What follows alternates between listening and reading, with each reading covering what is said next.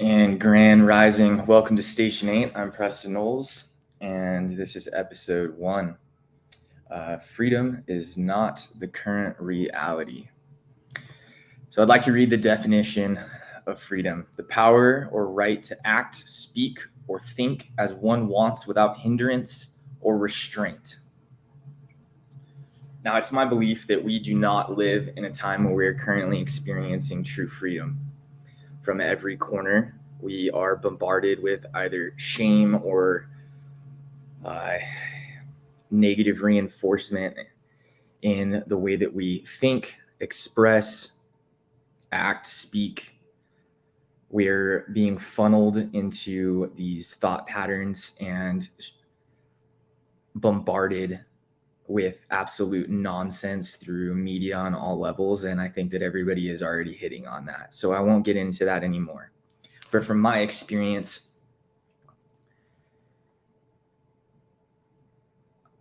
as a veteran who has been to Afghanistan and as a deputy sheriff that has worked in the court system, as a bailiff, and as a jail deputy, and somebody that has gone through drug recognition expert school, which is all your field sobriety testing, and a certified use of force instructor, I think that I come with a little bit of perspective on this that I can speak on. Now, from that experience and from being a deputy, I learned that the entire legal system is just a game. All of it is just a game, a charade of this person gets justice and that person is put away. And yes, it works for the most part, but we see today how that system is really highlighted on how it's breaking down, how thin the veil of protection is, how thin that blue line really is. And I think Martin Luther King puts it pretty good. Freedom is never voluntarily given by the oppressor. It must be demanded by the oppressed. Well, the first step in that is understanding that we are the oppressed, no matter what your skin color is, your ethnicity, where you were born. If you are an American citizen, you are being oppressed because our freedom to act, speak, and think in the way that we want to, without hindrance or restraint or shame, or being told that the truth is not the truth, then our freedoms are being infringed upon every day. All of the laws are written in such a way to protect us from an occupation. The Bill of Rights starts with number 1, our freedoms. Number 2, the right to bear arms, to protect those freedoms. Now, we all understand that if violence is not met with violence, then the violence wins every time. When you're learning to clear a room, you are learning violence of action. When you break that door, you're going through the fatal funnel and there is no going back. That's what this podcast is for me. I've been standing in the stack outside the room, waiting patiently.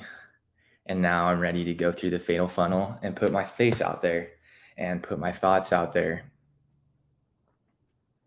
I was restrained because I was fighting to try and go back to be a deputy sheriff. So I was playing the game and telling them exactly what they wanted to hear so that I could go back to doing the service that I know that I'm supposed to be doing. Well, maybe not. Maybe that's not what I'm supposed to be doing. Maybe God has a bigger plan for me. Maybe all of the turmoil and the nonsense has a purpose. Well, I think that being able to speak from those experiences and having gone into those classrooms as my shamangelic practitioner, trainer, teacher taught me that the things that we get into in life, the experiences that we accumulate that gains our creates our perspective, those are the classrooms that we're supposed to teach from.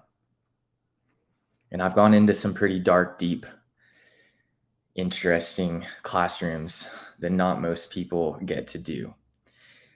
And I think that it gives me an ability to see through the bullshit and meet people where they're at. Well, today we live in an illusion that the government is actually running things. Now, I'm going to get into an example here of when I worked in the jails and I went through the first riot situation that we had when I was working.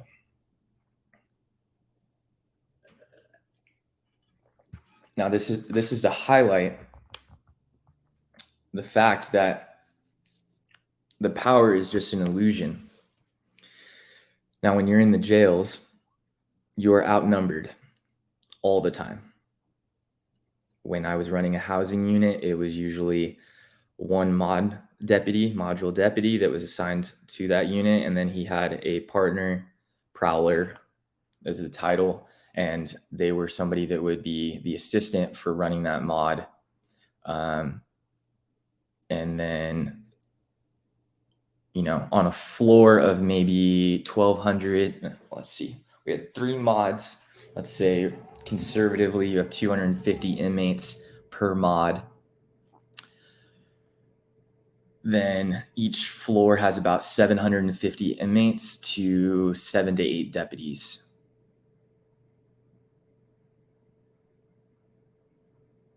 Now, this is something that you may not be aware of, but on a regular shift for a city, for a large city, maybe 1 million people, some of the top law enforcement agencies that are highest paid in the nation only have 4 to 5 units out as like actual patrol. That's not including whatever specialty overlapping assignments that they have that may be drug enforcement or special details, different investigation units that are out kind of running their own thing. But when it's going from a call to call on a daily basis, I know of cities that only have 1 assigned, and if he needs help, he has to call the neighboring city for help. So I just want to put this in perspective for you so you understand that if the system is overloaded with calls, which a lot of cities are, the moment that those officers step into the car and check their call log, they're already full. And then if something currently is happening, like a robbery in progress or, somebody's about to die, then those go to the top. So imagine if we have a little bit of a power grid situation and we have a bunch of people that aren't really looking out for the person next to them. They're going to look out for me and mine. That's what's going to happen. And once people realize that 911 is not coming, it's game on.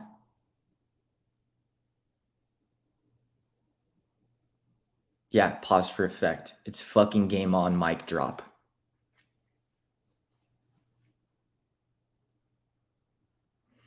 And that's what happens in the jails. Is the escalation of force has to go so high that you can maintain order. What does that include in a jail?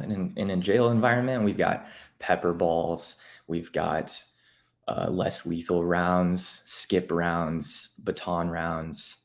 Fire hose was used in one incident that I was involved in for riot control inside of the jail.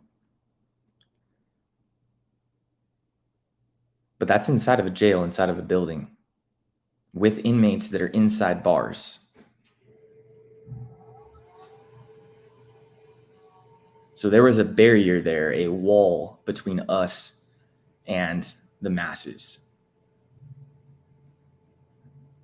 The only way to create that in society is martial law, is moving in the reserves to create and cordon off cities to contain the chaos.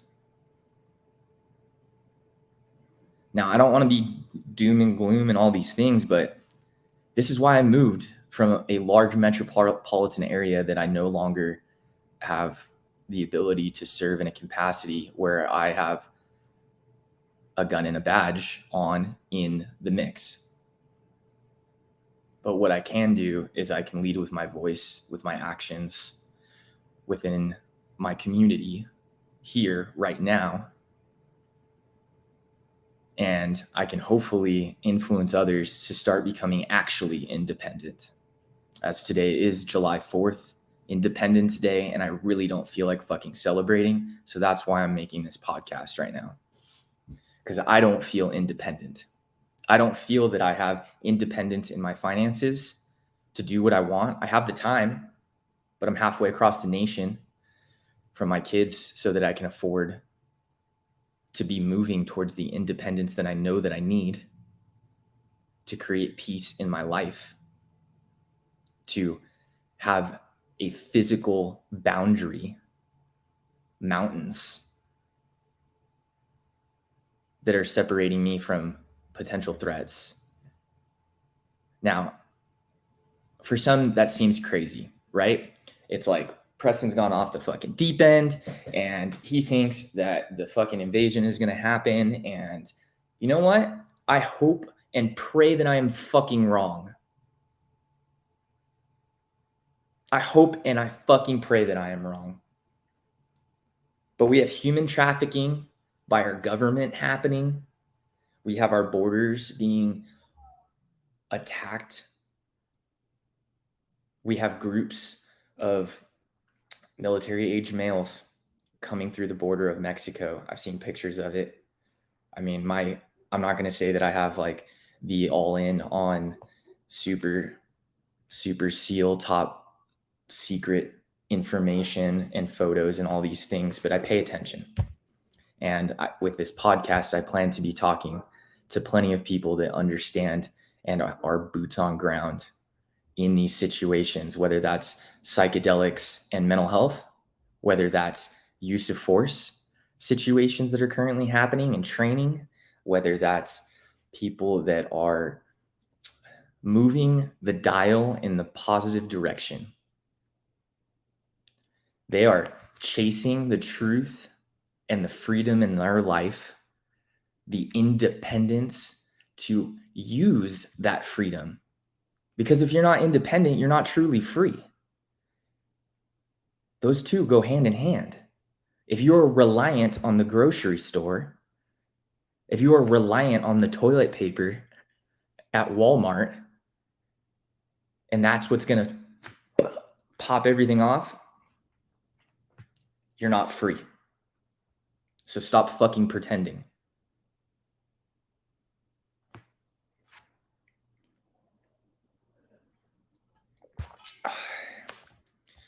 So now to the hindrance and restraint for myself and why I want to speak a little bit more. Because in my experience, plant medicine has been the absolute freedom for my mind and my heart and my soul, all of the above. I've been in the VA system and I've dealt with Kaiser, both their specialty departments that are supposed to help and their psychiatry department, who shortly after I was seeing services there went on strike because the psychiatrists and staff within that mental health department were so pissed off with the care level that Kaiser was giving. And I have a whole nother story to go into with that. But freedom It's just like thrown around these days. We wave our flags and we say, freedom, America. Yeah, those are fucking great, but what are you doing to earn them, to keep them? I keep hearing about this next generation, a bunch of fucking pussies. That we have no men to step up. Well, I'm going to raise my hand and I'm going to say, send me, because that's all I've done my entire life. One of the best compliments I ever got was when I enlisted in the military. And I told my football coach,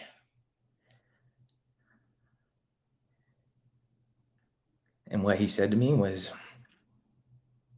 you know what? I didn't expect it, but if somebody's going to go to war and defend our nation, I'm glad it's you. Now, I didn't have like a crazy great relationship with that coach. He was like one of my position coaches, a little bit on the quieter side. So when he said those words to me, they rang true. And it's like, if there's somebody that has to do it, fucking send me. It's what I daydream about. I spend time on the mats being ready for it. Am I ready all the time? No.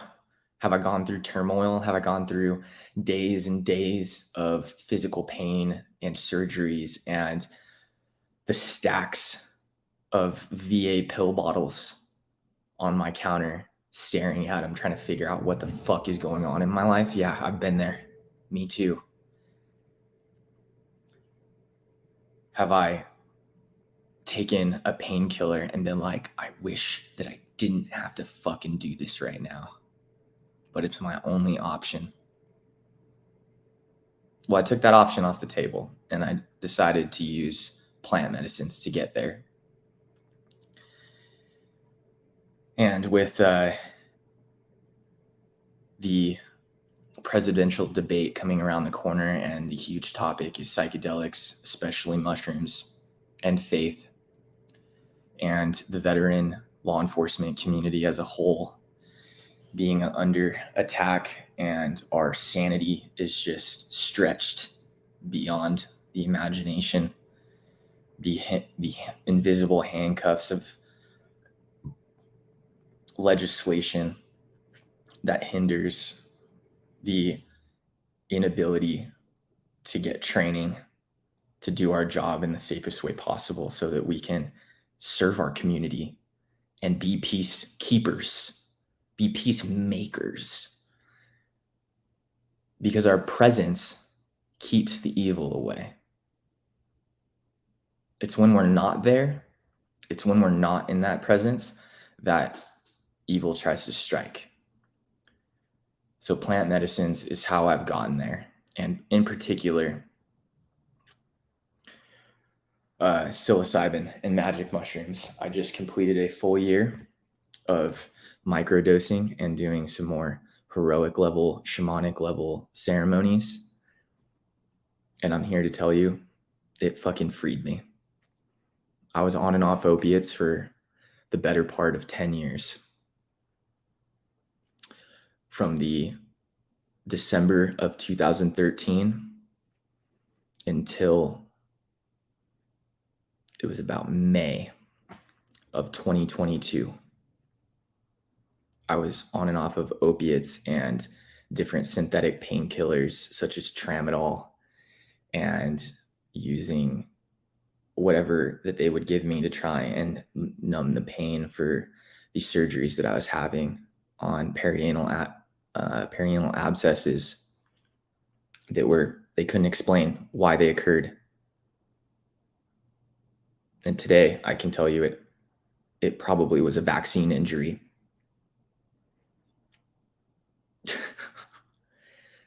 Ten years, probably a vaccine injury.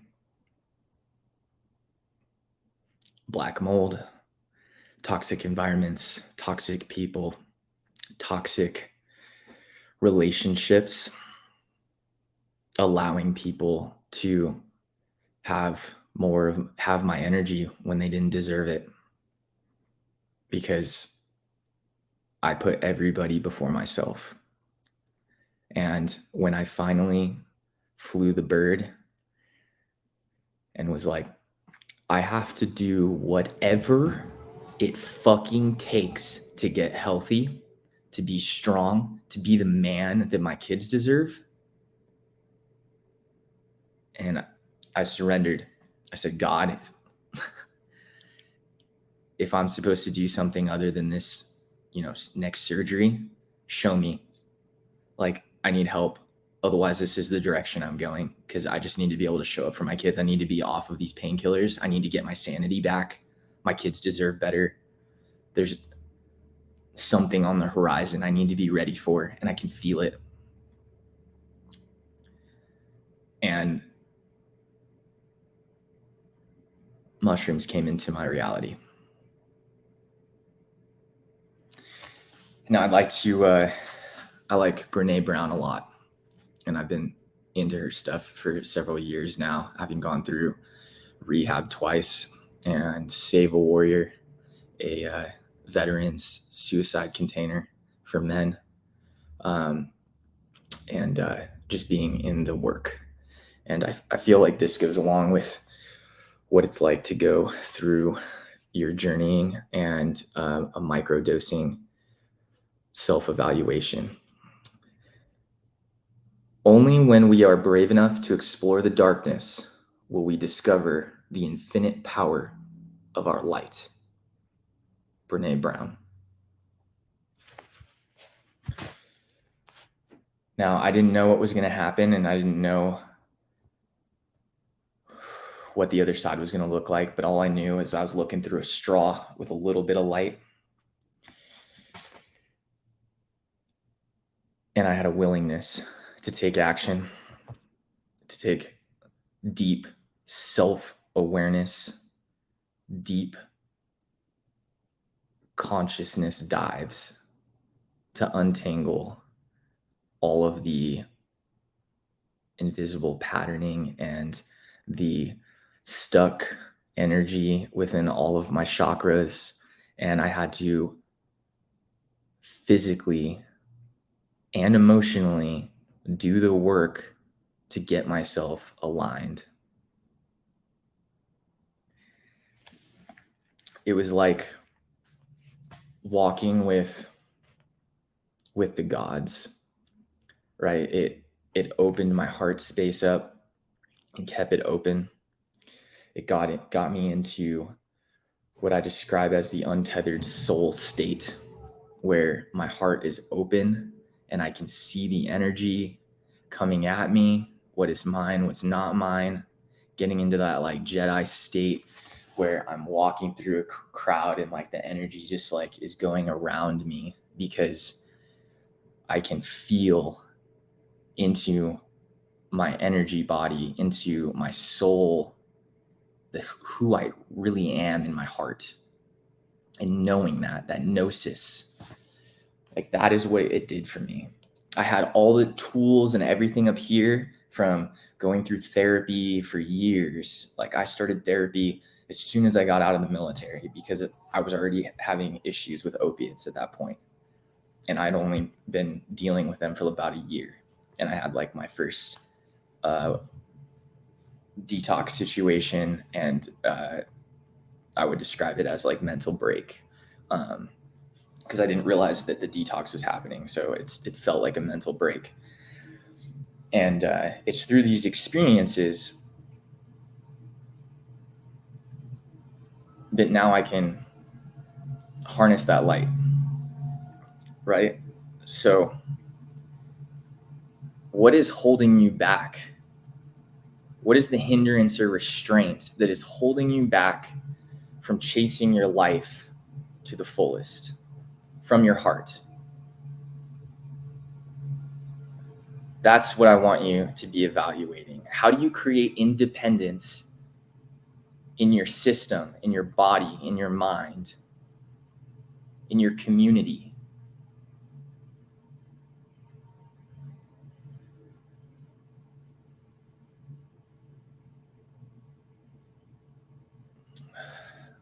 I think that it's time for us to continue down the path of truth and what the reality of the human experience really is. I want to continue to chase freedom, and that's what I'm doing. I'm chasing my dreams. I've moved far away from my kids, and I've burned the boats. I have. It's not been easy. I'm not going to bullshit with you. I feel like I'm deployed to Montana right now, away from my kids, FaceTiming only, and I'll tell you, it fucking sucks.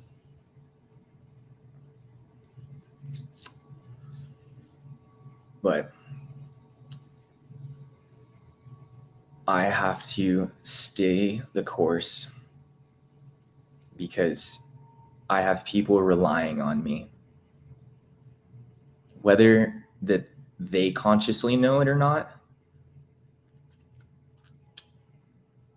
I'm the one with the awareness, the one that's looking at the world in a different way. And I love my family. I love my people. I love my tribe, my community. Those that meet me in that space, I will do fucking anything for you. That's what my dad taught me to do. He taught me to show up in the best version of yourself every fucking day, no matter what that is, because we only do the best that we possibly can.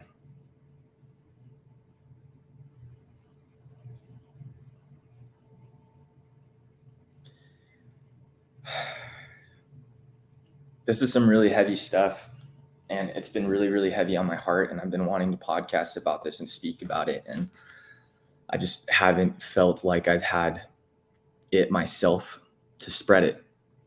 You hear all the time in sober communities, AA, adult children of alcoholics, things like that. Like, you can't give what you don't have.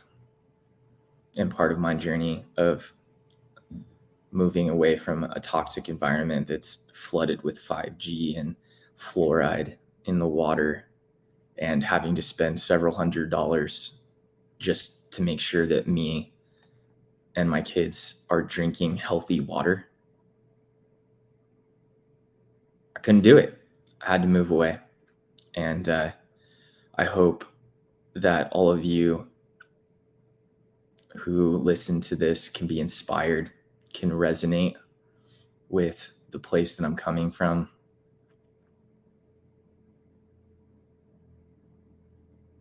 Just trying to be a dad, a pillar within my community, a leader,